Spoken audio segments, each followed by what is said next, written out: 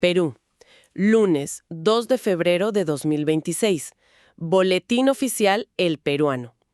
Hoy nos sumergimos en las notificaciones de la aduana, contrastando el movimiento en la frontera de Tumbes con las operaciones en el puerto de Mollendo.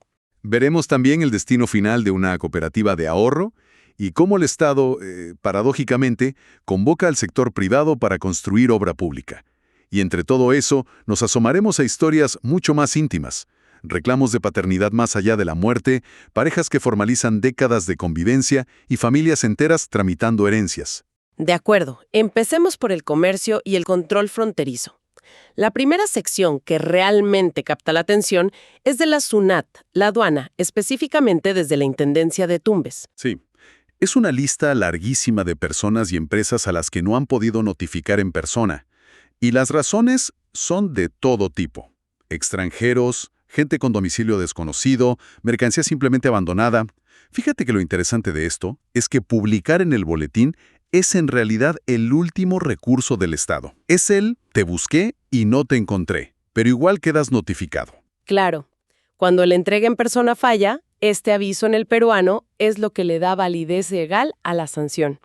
Y aquí vemos que las sanciones van por dos caminos principales: la multa económica directa o algo mucho más drástico, el comiso. El comiso que suena bastante definitivo. Y lo es. Básicamente, el comiso es cuando el Estado te dice, esta mercancía ya no es tuya, es nuestra, no hay vuelta atrás, pierdes todo. Exacto. Es la sanción más dura, porque pierdes el producto por completo. No solo pagas una penalidad. Y en la lista de Tumbes hay de todo. Peruanos con DNI, empresas con RUC, pero me llama la atención la cantidad de extranjeros, sobre todo de Ecuador y Bolivia. Y las multas varían muchísimo. Sí.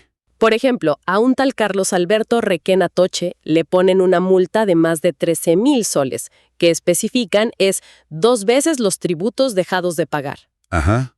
Pero luego veo a Alex Salán Tineo Flores y su multa es de 6 veces los tributos dejados de pagar, aunque el monto en soles es menor, unos 2,200. ¿A qué se debe esa disparidad? Esa es una observación clave. ¿Por qué a uno el doble y a otro el séxtuple? Esa diferencia en el multiplicador es donde se esconde la historia. No se explica en el boletín, pero podemos inferir varias cosas. Podría deberse a la naturaleza de la mercancía. No es lo mismo intentar pasar ropa que, por ejemplo, productos restringidos. Claro, tiene sentido. También puede reflejar la intencionalidad.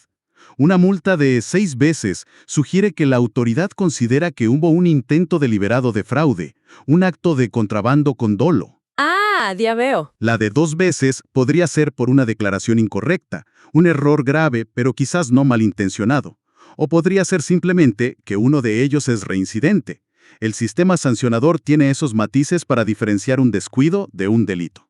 Claro, no es una tabla rasa. Y veo que no todo es perder. Hay un ciudadano ecuatoriano, Alex Ramiro Zambrano Arévalo, a quien le declaran improcedente su solicitud.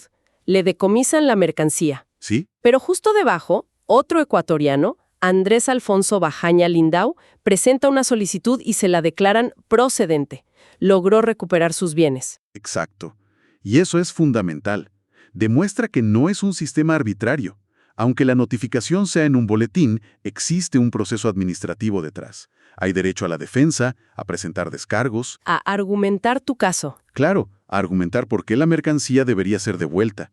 El caso de Bajaña Lindau es la prueba de que un ciudadano, incluso extranjero, puede navegar ese sistema y ganar. O sea, no todo está perdido de antemano. Ahora, si saltamos de la frontera terrestre de Tumbes al puerto de Mollendo, el panorama es completamente distinto. Totalmente. Aquí ya no vemos nombres de personas naturales, sino de operadores de comercio exterior. Y hay un patrón que es imposible ignorar. Sí, es muy evidente. La empresa Nuevos Tramos SRL tiene 3 multas idénticas, de 2,575 soles cada una. Lo mismo para Cori Chuima SRL. Ajá. Pero el caso de Delta Cargo SRL es increíble. 7 multas. 7. Todas por exactamente el mismo monto. Esto ya no parece un descuido, sino una falla sistemática. Totalmente. Aquí estamos viendo la otra cara del control aduanero. Lo de Tumbes huele más a contrabando hormiga, a infracciones individuales en una frontera caliente. Cierto, Lo de Mollendo, un puerto industrial clave para el sur del país, apunta a problemas en la maquinaria del gran comercio. Estas empresas son actores formales, parte de la cadena logística. Y todas las multas se calculan como 0.5 de la UIT, la unidad impositiva tributaria. ¿Qué tipo de falla operativa podría estar causando que la misma empresa tropiece con la misma piedra 7 veces? Bueno, el hecho de que la multa sea media UIT y se base en el artículo 197 de la Ley General de Aduanas nos da una pista.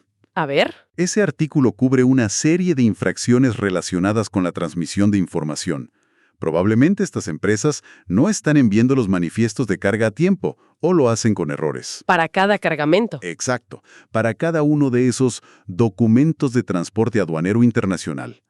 Imagina un barco que llega con cientos de contenedores.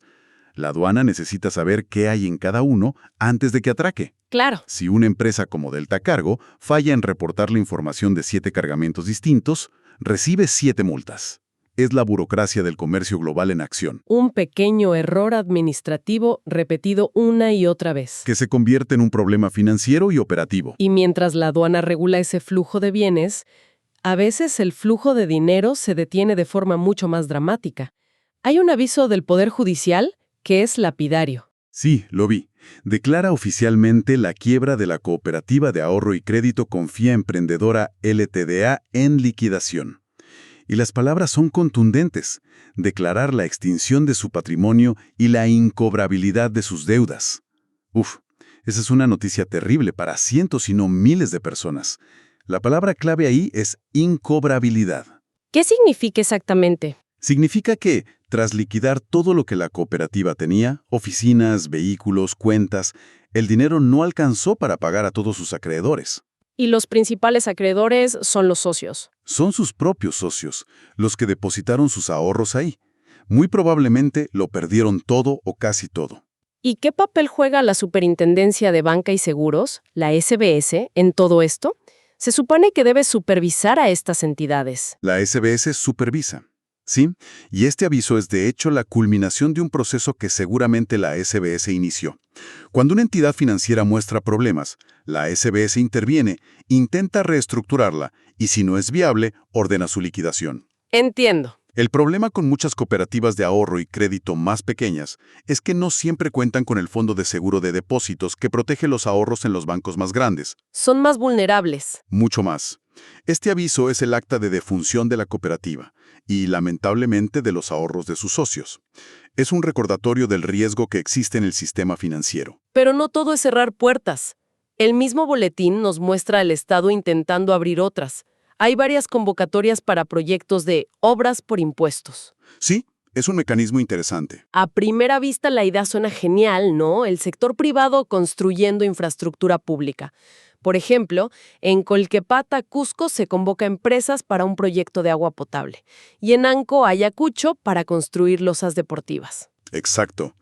La idea detrás de la Ley 29.230 es muy atractiva. Busca acelerar proyectos que, de otra manera, podrían tardar años atrapados en la burocracia estatal. ¿Y cómo funciona? En esencia, el mecanismo permite que una empresa, digamos una minera o un banco, en lugar de pagar su impuesto a la renta en efectivo al fisco, use ese dinero para financiar y ejecutar directamente una obra pública. Ah, o sea, la empresa paga con la obra. Algo así.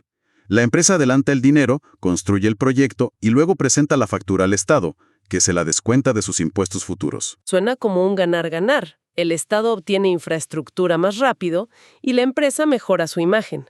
Pero me pregunto, ¿existe el riesgo de que esto se preste para que las empresas elijan proyectos que les conviene a ellas? Esa es la crítica principal al modelo. Por ejemplo, mejorar la carretera que lleva a su planta, y no necesariamente el proyecto más urgente para la comunidad. ¿Quién fiscaliza esa priorización? Existe un sistema de priorización donde los gobiernos locales y regionales proponen una cartera de proyectos. En teoría, la empresa elige de esa lista. En teoría. Claro. La suspicacia siempre está en si hay influencia de la empresa para que su proyecto entre en esa lista priorizada. La Contraloría tiene un rol de supervisión, pero el debate sobre si se financian los proyectos de mayor impacto social o los de mayor conveniencia para la empresa es constante. A pesar de eso, el modelo funciona. En papel. Este aviso en el boletín es el pistoletazo de salida para esos procesos. Y de la gran infraestructura que construye un país, pasamos a las estructuras más íntimas, las que construyen una familia. O la reclaman. Sí, esas historias son potentes, porque de repente, entre tantos números de expedientes y términos legales, te topas con un nombre: Sara Isabel Fernández Mateo. Y su historia es de las que te paran en seco. A ver. Presenta una demanda de filiación extramatrimonial post-mortem. Busca que la justicia reconozca que un hombre ya fallecido, David Gilbert Fernández Vicente, era su padre. Uf. Es un procedimiento con una carga emocional y legal inmensa. Post-mortem significa que se está haciendo después de la muerte del presunto padre. ¿Y si la demanda prospera? Las implicaciones son enormes. No se trata solo de obtener un apellido o de cerrar una herida emocional. Automáticamente se convertiría en heredera forzosa. O sea, podría cambiar por completo un reparto de herencia ya hecho. Por completo. La ley protege el derecho a la identidad y los derechos sucesorios por encima de casi todo. Imagina el impacto en la familia que ya se consideraba la única heredera. Debe ser un proceso durísimo. Durísimo. Estos casos suelen requerir pruebas de ADN, a veces exhumaciones. Son judicialmente complejos y humanamente muy duros. Y en el otro extremo del espectro de las relaciones, vemos a las parejas que deciden formalizar lo que ya existe.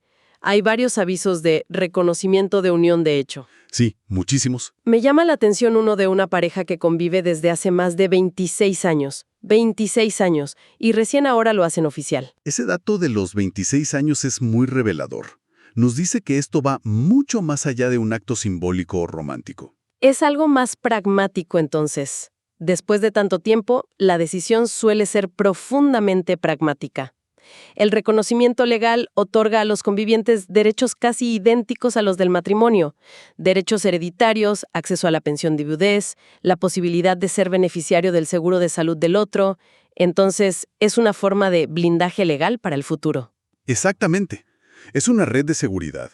Muchas parejas, especialmente las que llevan décadas juntas, empiezan a pensar en qué pasaría si uno de los dos falta. Claro, sin este reconocimiento, el que sobrevive podría quedar desprotegido. Completamente desprotegido. Sin derecho a la casa que compartieron, sin acceso a una pensión. Es una manera de decir: lo que construimos juntos está legalmente protegido para ambos. Y hablando de lo que pasa cuando alguien falta.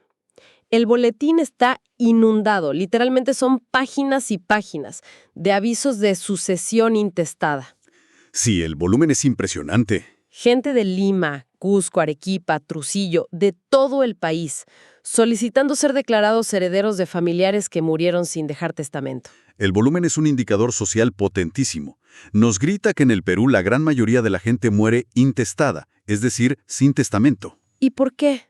Puede ser por muchas razones. Culturales, por la idea de que hablar de la muerte trae mala suerte, por desconocimiento o simplemente por el costo y el trámite que implica. Es increíble pensar en la cantidad de familias que, en medio del duelo, tienen que iniciar este trámite público. Refleja una incomodidad muy humana con la idea de planificar la propia muerte, ¿no crees? Totalmente. Y esa incomodidad tiene consecuencias directas. Obliga a los deudos a iniciar este proceso notarial o judicial.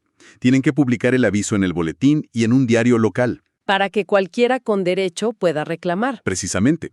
Para que cualquier otra persona que se considere con derecho a heredar pueda presentarse. Es un proceso que busca ser transparente, pero que añade una carga burocrática y emocional en un momento muy vulnerable. Entonces, ¿qué nos dice todo esto en conjunto? Bueno, En un solo día, el boletín oficial nos ha paseado desde las multas por presunto contrabando en Tumbes y las fallas sistémicas en Mollendo hasta el colapso de una financiera y la construcción de acueductos con dinero de impuestos. y de ahí a las historias más personales. Sí, a la búsqueda de un padre, la protección de una pareja y el reparto de los bienes de quienes ya no están. Exacto. Demuestra que este documento, que a primera vista parece un ladrillo impenetrable y puramente burocrático, es en realidad un registro público del pulso del país.